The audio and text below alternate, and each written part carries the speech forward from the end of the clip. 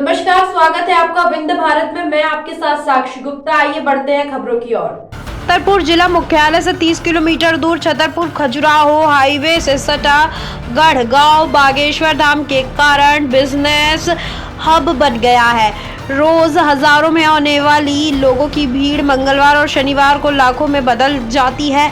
कमाई दोनों हाथों से होती है। इस कारण दुकानों का एक महीने का किराया 1.25 लाख रुपए तक पहुंच गया है। अब यहां जमीनों की कीमत आसमान छू रही है। निजी और सरकारी जमीनों पर कब्जे का खेल शुरू हो गया है। सीधा आरोप बागेश्वर धाम सरकार धीरेन्द्र कृष्ण शास्त्री और उनके सेवादारों पर है। गढ़ा गांव के आखिरी छोर पर बागेश्वर धाम मंदिर है। ये शिव मंदिर 300 से 400 साल पुराना है। ये धीरेन्द्र कृष्ण शास्त्री के परिवार के कुल देवता भी हैं। इसी प्राचीन मंदिर में कुछ साल पहले हनुमान जी की मूर्ति स्थापित की गई थी। धीरेन्द्र कृष्ण शास्त्री इसे बालाजी पुकारते हैं। उनसे मुलाकात के लिए यहीं पर नारियल बांधकर अर्जी लगाई जाती है। अब ये मंदिर छतरपुर जिले की पहचान बन चुका है। मौजूदा समय में छतरपुर जिले से बाहर आने वाला हर दूसरा व्यक्ति गढ़ा के बागेश्वर धाम जाता है। यही कारण है कि मंदिर के आसपास की जमीनों की कीमत लाखों में पहुंच चुकी है। यहाँ जमीन की कीमतें 80 लाख रुपए एकड़ है। दुकानों का किराया फिट से तय होता है। दुकानों से होने वाली कमाई और किराए के चलते यहाँ जमीनों पर कब्जा होने लगा है। मंदिर से सटे खसरा नंबर 485/2, 482, 483, 488 जो क्रमांक 0.421 हेक्टेयर, 0.388 हेक्टेयर, 0.401 हेक्टेयर और 1.121 हेक्टेयर है। जमीन राजनगर तहसील के सरकारी रिकॉर्ड में शमशान तालाब और पहाड़ के रूप में दर्ज है। धीरेन्द्र कृष्ण शास्त्री और उनके सेवादार तालाब को पाट कर अब दुकान बनवा रहे हैं। निर्माण कार्य जोरों से चालू है।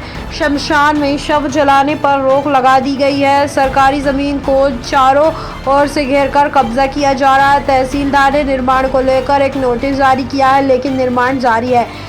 खसरा नंबर 428 पर अवैध टपरों का निर्माण करने लोगों के किराए पर देकर अवैध वसूली की जा रही है। बागेश्वर धाम की प्रसिद्धि के बारे में श्रीराम पाठक ने बताया कि 2014 में धीरेन्द्र कृष्ण शास्त्री गांव में रहकर छोटा मोटा तंत्र मंत्र करवाते थे। लोगों के भूत प्रेत उतारते थे। गांव के लोगों ने कहा कि यहां से बाहर निकलो, अब गांव में भूत प्रेत छोड़ देंगे। इसके बाद वे बागेश्वर धाम के पास बने सामुदायिक भवन में रहने चले गए। जब से वे बागेश्वर धाम गए और लोगों से परिक्रमा कराने लगे, तभी से उनकी उन्नति हुई। उन्होंने फिर मुड़कर नहीं देखा। 2000 लोगों के पीछे बैठे व्यक्ति को भी महाराज नाम से बुलाते हैं। कई लोगों ने उन्हें आजमाया भी है, तो उनके सहित उनके पिता का नाम भी बता दिया गया। बागेश्वर धाम के पास सरकारी जमीन पर 12 लाख रुपए की लागत से सामुदायिक भवन बना है। इस भवन को पंचायत ने अपनी निधि से बनवाया था। अब इस पर धीरेन्द्र कृष्ण शास्त्री का कब्जा है। सामुदायिक भवन के ऊपर निर्माण कर उसे 2 मंजिल और बनवा दिया गया है। इसी भवन में बैठकर वे पेशी पर आए लोगों से मिलते हैं। यहीं पर उनका दरबार भी लगता है। इस भवन को लेकर गांव के लोगों ने कोई विरोध नहीं दर्ज कराया है। बागेश्वर महाराज के प्रभाव के चलते कोई आवाज उठाने की हिम्मत नहीं कर पाता। पहले गांव में किसी की शादी के समय यहाँ बारात रुकती थी।